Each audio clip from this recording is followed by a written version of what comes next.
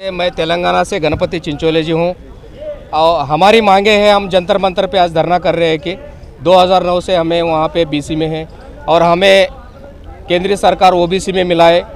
हमारे बच्चों के लिए आईपीएस हो, आईएएस हो, आईआईटी हो, उसमें बहुत से दिक्कत आ रहे, वो नीट का हो, तो इसलिए हम यहाँ पे धरना कर रहे हैं आज। और बीसी आयोग के पास हमारा कुछ सालों से हमारा निवेदन आ चुका है, उनके पास अटका हुआ है। तो केंद्र सरकार को, नरेंद्र मोदी जी को हमारे लिंगायत समाज के, वीर सेवा लिंगायत समाज के मुद्दों पर सोचने की ज़रूरत है, क्योंकि हमारे गुरुजियों ने जो बताया है, कायकवे कैलाशा, हमारे महात्मा बसवेश्वर जी ने बताया है कि हमें काम करके जीने का एक उद्देश्य बताया है, तो हम उस मार्ग पे चलते हैं। हम अहिंसा नहीं करते, क्योंकि पूजा पाठ में हमारा समाज ज़्यादा से ज़्यादा उस पर विश्वास करते हैं। तो हम दूसरे लोग जो है वो अहिंसा करके उनका जो मांगे है पूरा किया, लेकिन हम लोगों ने पूजा पाठ में रहने के वजह से हम लोग पीछे रह गए। तो हमारे आज देश में हमारे समाज की इतना संख्या में रहने के बावजूद भी हमें आज बहुत से चीज़ों से पीछे रखा गया है। जैसा कि महिला के लिए हमारे महिला हॉस्टल की ज़रूरत है। हमारे समाज में बाहर लड़कियों को भेजते नहीं पढ़ने के लिए, क्योंकि हमारे समाज का अगर कोई हॉस्टल होगा, उनको पढ़ाई का कुछ जरिया होगा, तो वो पढ़ाई के लिए जा सके, ज़्यादा से ज़्यादा पढ़ के कुछ लायक बन सके। हमारे समाज में हॉस्पिटल की ज़रूरत है, एजुकेशन की ज़रूरत है हमारे बच्चों के लिए।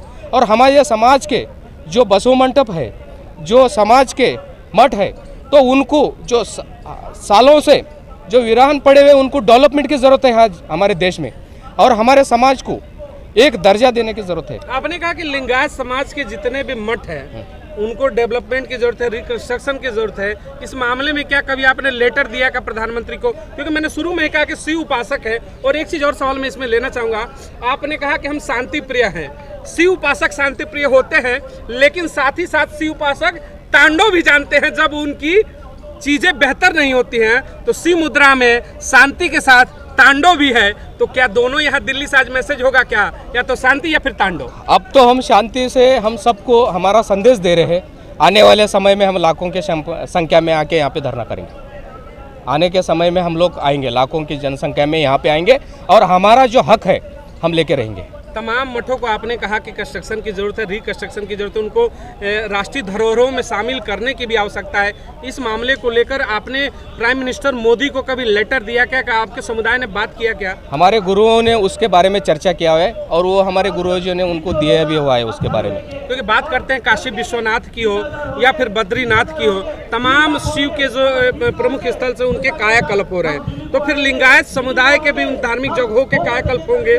वो प्रधानमंत्री पर हमें विश्वास है कि वो हमारे भी समाज को न्याय करेंगे। आपके लिंगायत समाज की जो ओबीसी की मांग है, जब स्टेट गवर्नमेंट की बात करते हैं तो स्टेट गवर्नमेंट इलेक्शन में आके बड़े बड़े वादे करते हैं। क्या स्टेट गवर्नमेंट ने कभी इसके ऊपर बात किया कि हम आपको इस मामले में सहयोग करेंगे? वो इलेक्शन के टाइम पे आके बहुत से आश्वासन देते हैं, इलेक्शन के बाद भूल जाते हैं, लेकिन अभी ऐसा नहीं होगा। हमारी मांगे पूरी जो सरकार करेगी। मोदी है, मुमकिन है, विश्वास है कि होगा? बिल्कुल विश्वास है, क्योंकि उन्होंने बहुत कुछ काम किया है और आगे भी करेंगे, और हम उनको वही करते, उनको हम बोलना चाहते हैं कि हमारे समाज पे भी उनका दृष्टि रहे। 24 का चुनाव है, 6 से 8 महीने बाद उसका तमाम चीज़ें आ जाएंगी धरातल पर। तेलंगाना में पार्टियां पहुंचेंगी, तमाम दल पहुंचेंगे, भारतीय जनता पार्टी भी पहुंचेगी प्राइम मिनिस्टर मोदी के चेहरे को लेकर। उस समय का ये प्रमुख मुद्दा होगा ओबीसी आरक्षण, जो इसकी घोषणा करेगा उसके साथ लिंगायत समुदाय खुलकर जाएगा, अन्यथा हम दूरी बनाएंगे। वो तो हमारे बड़े जो हमारे पदाधिकारी समाज के हैं, हमारे जो गुरुजन हैं, वो उस पर निर्णय करेंगे। हम तो एक लिंगायत समाज के एक सेवक है और हम एक कार्यकर्ता है। हम हमारे लिए लड़ रहे हैं। वो जो निर्णय होगा वो हमारे बड़े लोग करेंगे। जो हमारे महात्मा बसवेश्वर जी और अनेक गुरुओं ने, जितना मैं भी नहीं जान सकता क्योंकि मैं बहुत छोटा हूँ, कि हजारों साल से, सनातन काल से ये वीर सेवा लिंगायत समाज आया सो है। तो उनके कितने गुरु आके गए वो भगवान को पता होगा, लेकिन हम उसमें से कुछ जानते हैं, क्योंकि हमारे समाज पूजा पाठ पे विश्वास करता है और अच्छे काम के लिए हम काम करने के लिए आगे बढ़ते हैं। और हमारे जो ध्वजा है, हमारे अब लिंगायत समाज का ध्वजा है, वो कौन सा रंग का है? हमारा भगवा रंग का है, क्योंकि हम अनंत से, आज से नहीं है हमारा, सालों से। मैं भी जानता नहीं हूँ कि कितने सालों से हमारा ये समाज आया हुआ है। मैं इतना जानता हूँ, मेरे बड़े लोग जो बोले हुए उससे ही मैं जानता हूँ। तो दिल्ली का रहने वाला हूँ यहाँ, जी और मेरे मित्र हैं शिवप्पा जी। तो मैं Bharatiya Janata party medical cell का टीम में था, माननीय राजनाथ जी की टीम में। तब उस दौरान मेरा इनसे परिचय हुआ। इन्होंने मुझे बताया कि हमने यहाँ दिल्ली में आना है। मेरे पास मेरे ऑफिस में मिलने के लिए गए, सारी बात समझी। इन्होंने बताया कि लिंगायत समाज को ओबीसी का दर्जा तेलंगाना स्टेट में है, बीसी में है। इनका क्या है कि जो आगे आने वाली पीढ़ी है उनको थोड़ा सा और तरक्की मिले सरकार की तरफ से, जैसा रिजर्वेशन के अंदर फंडामेंटल राइट्स और लॉ उनके हैं गवर्नमेंट के द्वारा जो दिया जाता है। उसी विषय को लेकर के आज यहाँ ये काफ़ी संख्या में तेलंगाना से आए हैं। ये बड़ी बात है कि इतने बड़े क्षेत्र से, इतने दूर क्षेत्र से आकर के और यहाँ इस विषय को रखना, इतनी गर्मी के अंदर महिलाएं हैं, पुरुष हैं, काफ़ी महत्वपूर्ण लोग हैं। तो मोदी के दर पर आए हैं, सुनवाई तो होनी चाहिए। सरकार के दर पे आए हैं, सरकार मोदी है नहीं, मोदी जी सेवक हैं देश के। सरकारें, आज मैं भारतीय जनता पार्टी का बड़ा कई टीमों में काम किया और आयुष मंत्रालय का भारत सरकार का सदस्य रहा हूँ, पहली गवर्नमेंट में भी, इस गवर्नमेंट में भी। अभी कार्यकाल पूरा हुआ है।